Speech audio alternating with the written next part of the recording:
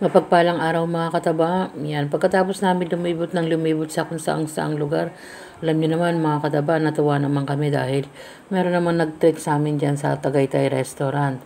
Leslie yan mga kataba. At yun namang pwesto namin mga kataba, napakalamig. Alam niyo naman sa Tagaytay, lalo na ngayong January, yun na yun ang panahon na nag-uumpisa na talagang lumamig. Sabi pa nga, mas magiging malamig pa yan mga kataba pagpatak din ng February. Matagal yung lamig sa Tagaytay mga kataba kaya nga pag hindi ka sanay, talagang lalamigin ka.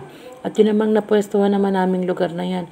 Meron ding singing group dyan mga kataba kasi maraming kumakanta. At lalo na pag may okasyon, may birthday mga kataba, kinakantahan din nila. Kaya nakakatawa habang nakikinig ka sa paligid. Tapos unti-unti na rin nilalamig yung mga kasama namin. Pag hindi ka nga sanay sa lamig mga kataba, talagang giginawin ka Lalo na dyan sa lugar na ganyan, napakahangin, napaka-presko. At yun namang lagi nating nireklamo sa Maynila na ang init. Diyan naman sa Tagaytay, napakalamig. Tapos tumutugtog yung mga old song mga kataba. Yung mga sinauna namin na pinapatugtog. Kaya nga sabi namin yung mga pinapatugtog, mga kapanahunan namin. Diyan namin naririnig yung mga magandang pakinggan mga kataba. Tamang senti ka lang dyan habang nakikinig. Siyempre may kasama ring emote-emote habang nagkukwentuhan. Sa dami nga mga kinakanta mga kataba, masisiyahan ka talaga, marirelax ka.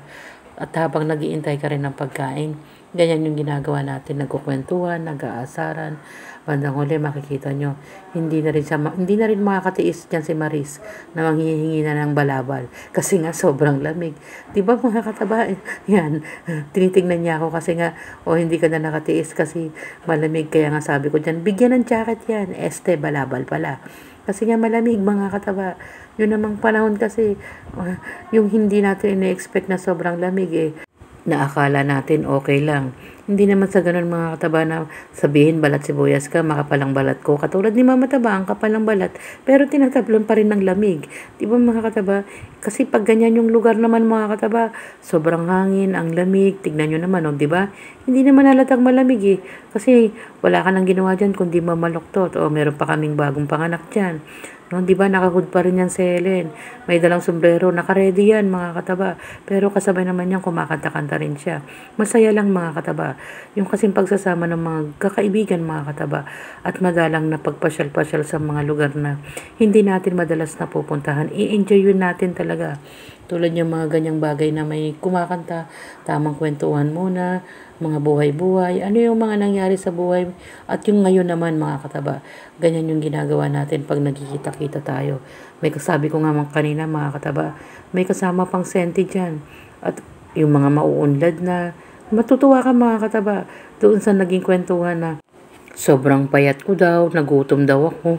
Kasi mga kataba, di ba hindi naman ako tatawaging Mama Taba Kaya nga yung mga kalokohan namin nung araw na ungkat Tapos yung ngayon, ang laki na ng changes ng bawat isa. Siyempre naman, matutuwa ka sa naging buhay ng mga magkakaibigan mga kataba, lalo na yung mga naging maunlad. At andyan na rin naman yung mga kaibigan namin na mga nakatira sa Tagaytay mga kataba. Yan, nagkaroon kami ng pagkakataon na makagala at makapamasyal na rin sa pamamagitan nila. Kaya nga tuwan-tuwa kami na nakarating kami dyan. At sa mga susunod na panahon, nawa, magkaroon pa kami ng pagkakataon na magkasama-sama na kami magkakaibigan hanggang sa pagtanda at ano man yung abutin ng buhay namin. Dahil hindi, isa na yun sa maititreasure natin mga kataba na muli tayong nagkasama-sama. Muli, maraming salamat sa kanila at nawa magkaroon pa ng pagkakataon mga kataba.